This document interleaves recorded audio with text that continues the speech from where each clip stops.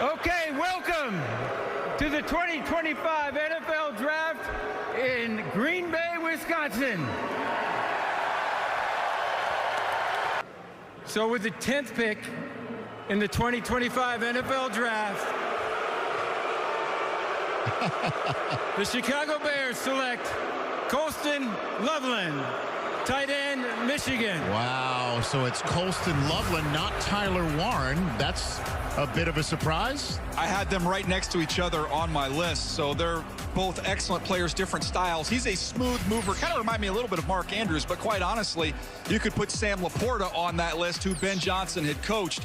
A real sudden mover. He creates separation down the field with his routes.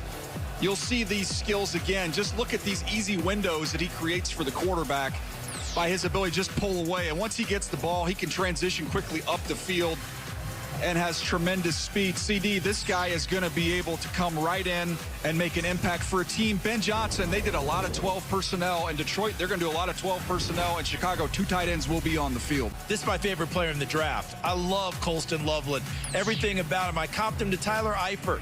Before injuries, Eifert, 2015, 13 touchdown catches and was unstoppable in the red zone. You notice the ability to split out, run routes, beat people one-on-one. Look at him go up and catch the football there. Watch him get inside and the suddenness and breaking away, Joel Klatt. You got to see this guy play. You called a lot of his games. Just think if he had consistent quarterbacking play this last year at Michigan, he would have been dynamite. He produced with substandard, not even like average. 56 catches this year, the most he had, and he missed 4 games. He is a great player. He's unassuming. He works hard. He's terrific in the locker room. And one of the things I love about Colston Loveland is he can create his own space. That's not always the case for tight ends. He runs very clean routes, and then you can put him anywhere on the field. You want to line him up singled up on the outside? Great. He can win one-on-one. Do you want to line him up in 12 personnel as a double tight end and have him block back on power? Great. He played for Jim Harbaugh. He can do that. So he's a versatile guy that's going to help this offense do exactly what they were able to do for Ben Johnson at Detroit. Caleb Williams has got some easy completions.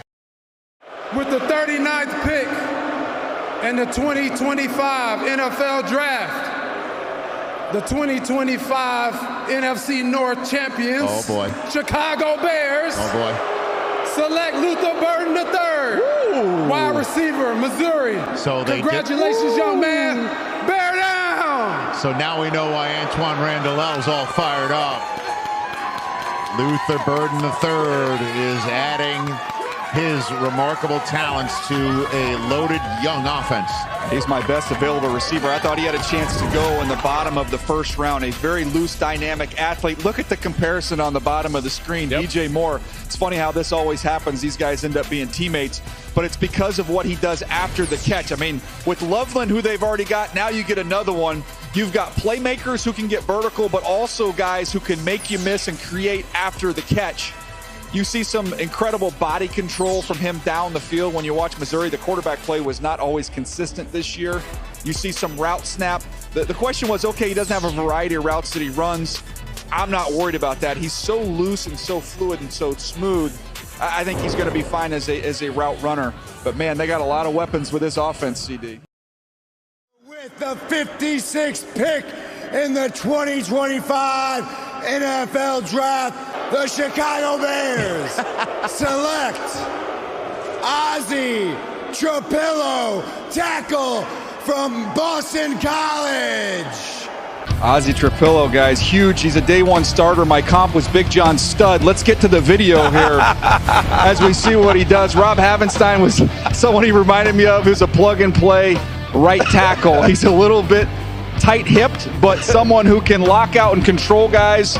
As a rusher, when he sees that rush, he's able to lock him out with his length and able to control them. The bend is not elite, CD, but someone who does stay off the ground. He has really good balance. It's hard to find guys that don't necessarily always bend well, that have balance. He's unique in that regard. And he has played some left tackle at Boston College, so it's interesting him going to Chicago with Darnell Wright holding down the right tackle there already. Interesting to see what they decide to do with him.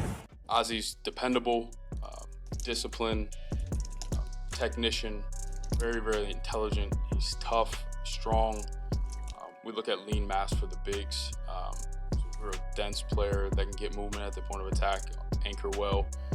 It's tall player that needs to continue to bend, but he's going to do a really good job. He's just a very reliable player for us. I'm not sure how it's going to play out. I know it's going to be a very competitive training camp and off-season, and I know that at the end of the day, whatever best 5 come out of that are going to be the guys that are going to start for us. But as you know, trust me, as we know around here for the last 3 years, we've been going through a lot of different rotations and a lot of different people. So to have guys that are going to be reliable and dependable as things happen throughout the season is a good place. We want that depth. With the 62nd pick in the 2025 NFL Draft, the Chicago Bears select Shemar Turner, defensive tackle from Texas A&M. Yeah, this is a twitchy, explosive 3 technique who can get up the field and's got some power. You'll see it with a little shake bull. Played through injury the entire season, found that out after the year. I think he actually found out at the combine when he got his physical there. But this is someone who's got a lot in his body. I think when he's healthy, you're going to see an even better player. But CD, my favorite part about this, and talking to the folks at A&M, I said, give me a nugget about him. And they said, well, his Uncle Buck is the team barber, so it's only right that he goes to the Chicago Bears. We got to get Uncle Buck back there in Chicago where he belongs. With the 132nd pick in the 2025 NFL Draft, the Chicago Bears select Ruben Hyppolite II, linebacker, Maryland. They went ahead.